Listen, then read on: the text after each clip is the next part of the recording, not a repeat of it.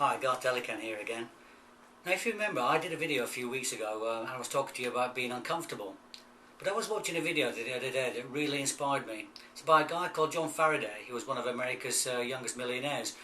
And not only was I inspired by him and what he did, but he came out with a line that really struck a chord with me. And he was talking, the line he came out with was, comfort is the enemy of success. And I thought, well, what a great word that is, what a great phrase, because how many people actually get comfortable with being uncomfortable?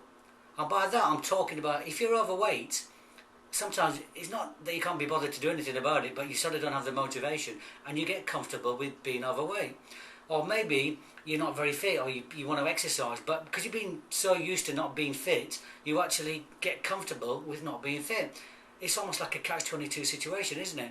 And it's the same with success in your life, or if you're not happy with your job, if you're not happy at work, you get comfortable with the situation. And we've all got the power within us to actually change that situation, but how many of us actually do change? A great analogy I heard many years ago about the power that we have and that we don't use is a £500 bull in a field. And I'm not talking about £500 in sterling or dollars, I'm talking £500 in weight. This £500 bull is in a short pen surrounded by a little wooden fence, and he's gazing out all the wonderful pasture ahead of him, and he's wondering, why can't I be out there? And yet, this bull, who was to lean against that fence, he could break through and actually enter those pasture and eat to his heart's content or do whatever he wants to. I mean, it's a trite kind of thing to say, but it just made me laugh.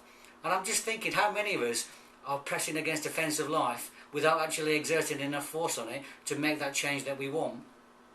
So all I'm trying to say really is that by actually making small changes in our lives and actually becoming uncomfortable with our comfortableness, which is almost a paradox, isn't it?